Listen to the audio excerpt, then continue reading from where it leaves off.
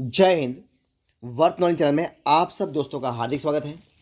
आज हम इस वीडियो में इस सेशन में देखने वाले हैं टॉप 30 सामान्य ज्ञान के प्रश्न और उनके आंसर। और इसी वीडियो में इस सेशन में आपको मिलेंगे जियोग्राफी, इतिहास, इकोनॉमिक्स, संविधान, सामान्य ज्ञान, सबके प्रश्न एक ही वीडियो में आपको मिल जाएंगे। तो आप इस वीडियो को जरूर देखना।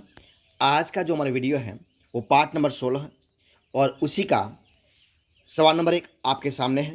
भारत में सबसे पुरानी जो नदी है उस नदी की घाटी परियोजना कौन सी है? तो है दामोदर। कौन सी है? दामोदर है। अगला सवाल आपके सामने ये रहा। देखिए क्या है, भारत में सबसे लंबा जो बांध है वो बांध कौन सा है?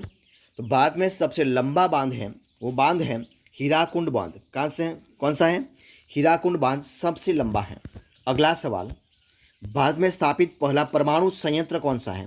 भारत में स्थापित परमाणु संयंत्र कौन सा है? तो दोस्तों है तारापुर। कौन सा है? तारापुर है। अगला सवाल, सलाल जल विद्युत कौन सा है? सलाल जल विद्युत परियोजना किस राज्य में है? तो वह है जम्मू कश्मीर में। कहाँ पर है? जम्मू कश्मीर में है। यूमी हाइडेल प्रोजेक्ट बांध किसके कुछ किलोमीटर उत्तर पर स्थित है? तो यूमी हाइडेल प्रोजेक्ट बांध वो है शिलांग। किससे? शिलांग के कुछ किलोमीटर उत्तर पर है। सवाल अगला, मुल्लई पेरियार कौन सा? मुल्लई पेरियार बांध, एक बांध का नाम है मुल्लई पेरियार। वो बांध का झगड़ा किन राज्यों के संबंधित है? तो मुल्लई पेरियार बांध का झगड़ा तमिलनाडु और केरल किसके बीच है? तमिलनाडु और केरल जो दोनों राज्य हैं वो दोनों राज्य से संबंधित है। अगला सवाल, रिहंद बंद परियोजना कौन सी? रिहंद बांध परियोजना से किन राज्यों की सिंचाई होती है? तो होती है रिहंद बांध परियोजना से उत्तर प्रदेश और बिहार जो दोनों राज्य हैं उस दोनों राज्यों के बीच, यानी कि उन दोनों को सिंचाई मिलती है। किससे? रिहंद परियोजना बांध से उत्तर प्रदेश और बिहार दोनों राज्यों को सिंचाई होती है उन दोनों राज्यों में। अगला सवाल क्या है? यूएसए की टीवीए, यूएसए की टीवीए यानी कि टेनेसी वैली अथॉरिटी जैसी परियोजना बाद में यह कौन सी है? तो दोस्तों वह दामोदर घाटी परियोजना जो है वो दामोदर घाटी परियोजना यूएसए की टीवीए जो परियोजना है उसके जैसी ही परियोजना है। अगला सवाल, कोयले से वाणिज्यिक रूप से पैदा होने वाली ऊर्जा को क्या कहते हैं? तो उसको कहते हैं ताप ऊर्जा। क्या कहते हैं? ताप ऊर्जा उसको कहते हैं। अगला सवाल, तालचेर किसके लिए महत्वपूर्ण है? तालचेर किसके लिए महत्वपूर्ण है? तो दोस्तों वह है बारी जल संयंत्र से। किससे? बारी जल संयंत्र से महत्वपूर्ण है। अगला सवाल देखिए क्या सवाल है, कौन सा समुद्र पत्तन राउरकेला स्टील संयंत्र के सबसे निकट है? तो है पारीदीप। कौन से है? पारीदीप। अगला सवाल, एचबीजे पाइपलाइन का वहन कौन करती है? दोस्तों वो करती है प्राकृतिक गैस। कौन करती है? प्राकृतिक गैस करती है। अगला सवाल, भारत के पूर्वी तट पर स्थित पत्तन कौन सी है? तो दोस्तों वो है पारादीप और हल्दिया। कौन सी है? पारादीप और हल्दिया। अगला सवाल, कंडला पत्तन पोर्ट कौन सा? कंडला पत्तन पोर्ट कहाँ पर स्थित है? तो दोस्तों वो है कच्छ की खाड़ी में। कहाँ पर है? कच्छ की खाड़ी में है। अगला सवाल देखिए क्या सवाल है, ये आपके सामने, जवाहरलाल नेहरू बंदरगाह कहाँ पर स्थित है?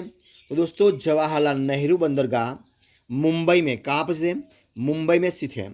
अगला सवाल क्या सवाल है, कोलकाता किस प्रकार के बंदरगाह का उदाहरण है? तो कोलकाता जो नदिये है उस नदिये के बंदर का एक उदाहरण है। अगला सवाल देखिए क्या सवाल है, कौन सा राष्ट्रीय राजमार्ग दिल्ली और कलकत्ता को वाराणसी के रास्ते से जोड़ता है? तो दोस्तों जो NH2 यानी कि नेशनल हाईवे नंबर 2, कौन सा है? नेशनल हाईवे नंबर 2 यानी कि NH2 नेशनल हाईवे नंबर 2 वो राजमार्ग दिल्ली और कलकत्ता को वाराणसी से जोड़ता है। ठीक है। और दोस्तों नेशनल हाईवे नंबर 1 दोस्तों को कौन सा है, तो वह है बड़ोदरा और अहमदाबाद से जोड़ता है। अगला सवाल, कोलकाता और दिल्ली के किसके द्वारा जुड़े हैं, तो कोलकाता और दिल्ली भी नेशनल हाईवे नंबर 2 से यानी कि NH2 से जुड़ा हुआ है। भारत में रेल के डिब्बे कहाँ पर बनाए जाते हैं, तो भारत के रेल के डिब्बे कपूरथला तथा पेराम्बूर, कहाँ पर, कपूरथला तथा पेराम्बूर में बनाए जाते हैं। अगला सवाल, इंटीग्रल कोच फैक्ट्री कहाँ पर है, कौन सी इंटीग्रल कोच फैक्ट्री कहाँ पर है, तो वह पेराम्बूर यानी कि चेन्नई में है। कहाँ पर है, पेराम्बूर यानी कि चेन्नई में है। अगला सवाल देखिए क्या सवाल है, सवाल है कि भारतीय रेलों द्वारा कौन सा नवीनतम निर्माण यूनिट स्थापित किया जा रहा है, तो वो किया जा रहा है हॉल फैक्ट्री छपरा, कौन सी, हॉल फैक्ट्री छपरा। अगला सवाल, भारत के किस नगर में 2 रेलवे जोन का मुख्यालय है, दोस्तों वह है मुंबई में। कहाँ पर है, मुंबई में भारत के 2 रेलवे का जोन वहाँ पर स्थापित है। अगला सवाल, आबादी की वृद्धि दर का तात्पर्य क्या है, तो आबादी की वृद्धि दर का तात्पर्य है जन्म और मृत्यु दरों के बीच अंतर। क्या है, जन्म और मृत्यु दरों के बीच अंतर, वो आबादी की वृद्धि पर एक तात्पर्य है। अगला सवाल देखिए क्या सवाल है आपके सामने, जन्म दर मापती है एक वर्ष के दौरान जन्मों की संख्या प्रति दोस्तों कितने, तो मापती है 1000 आबादी की, उस पर किस पर, एक आबादी की जनसंख्या के प्रति मापती है। अगला सवाल, भारत के राज्यों में से प्रति वर्ग किलोमीटर अधिकतम जनघनत्व वाला राज्य कौन सा है दोस्तों, वो है पश्चिम बंगाल। कौन सा है, पश्चिम बंगाल सबसे ज़्यादा है। अगला सवाल, भारत में सबसे घनी आबादी वाला राज्य कौन सा है, तो भारत में सबसे घनी आबादी वाला राज्य है बिहार। कौन सा राज्य है, बिहार सबसे घनी आबादी वाला राज्य है। अगला सवाल देखते हैं क्या सवाल है आपके सामने, 2011 में क्या सवाल है, 2011 में अंतिम जनगणना परिणाम के अनुसार भारत में जनगणना क्या है दोस्तों, तो 2011 में अंतिम जनगणना परिणाम के अनुसार भारत में जनगणना है 342 यानी कि 1000 क्या आता है, 1 वर्ग किलोमीटर के अनुसार 342 बस्ती उस पर बसती है। 1 वर्ग चौरस किलोमीटर के बीच में 342 लोग उसमें बसते हैं। ठीक है। अगला सवाल, उस राज्य का नाम बताइए जिसमें घनत्व सबसे कम है। वो राज्य कौन सा है दोस्तों, तो वह अरुणाचल प्रदेश। कौन सा है, अरुणाचल प्रदेश सबसे कम घनत्व है। अगला सवाल, 2001 की जनगणना के अनुसार जनसंख्या का अधिकतम घनत्व किस राज्य में है, तो वह है दिल्ली में है। कहाँ पर है, दिल्ली में है। कहाँ पर दोस्तों है, तो वह है दिल्ली में है।